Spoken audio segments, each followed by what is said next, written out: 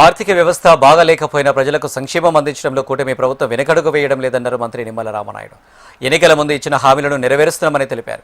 కర్నూలులో నిర్వహించిన 2 ఏళ్ల నమ్మకం అభివృద్ధి సంక్షేమం కార్యక్రమానికి హాజరైన ఆయన వైసీపీపై విమర్శలు గుప్పించారు. గుడ్డలిపాటితో నిరంతరం అప్రమత్తంగా ఉండాలని సూచించారు.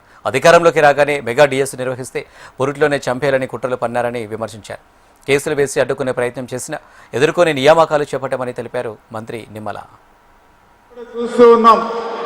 ఈరోజు అభివృద్ధి సంక్షేమం దిశగా కూటమి ప్రభుత్వం పనిచేస్తూ ఉంటే కుట్రలు కుతంత్రాలుగా ఈవేళ గొడ్డల పార్టీ ఈవేళ రాజకీయాలు చేస్తున్నటువంటి పరిస్థితి ఈ ఆంధ్రప్రదేశ్ రాష్ట్రంలో మనందరం కూడా చూస్తూ ఉన్నాం. నిత్యం అబద్ధాలు అసత్యాలతోటే రాజకీయాలు చేస్తున్నటువంటి గొడ్డల పార్టీ పట్ల ఈరోజు ప్రజలందరూ కూడా అప్రమత్తంగా ఉండవలసినటువంటి అవసరం ఖచ్చితంగా మనందరి మీద కూడా ఉంది అని విషయాన్ని మీ సందర్భంగా తెలియజేసుకుంటూ ఉన్నా. ఎందుకంటే ఈవేళ మనం అధికారంలోకి వచ్చాం.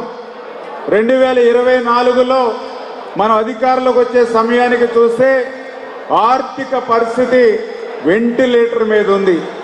వెంటిలేటర్ మీద ఉన్నటువంటి ఆర్థిక స్థితిలో కూడా ఈరోజు కూటమి ప్రభుత్వం ఈవేళ ప్రజలకు ఎన్ని సంక్షేమ అభివృద్ధి కార్యక్రమాలు చేస్తుందో మనందరికీ తెలుసు.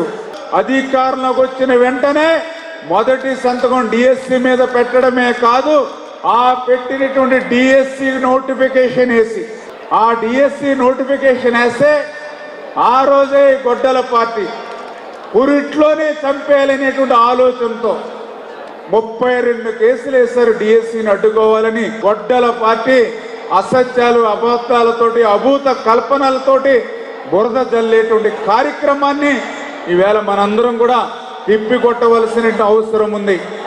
ఎందుకంటే 5 సంవత్సరాలు నీకు అధికారం ఇస్తే, నీకు 151 సీట్లు ఇస్తే, 50% ఓట్లు ఇస్తే 5 సంవత్సరాల్లో ఒక్క టీచర్ పోస్టు భర్తీ చేయలేనటువంటి నువ్వు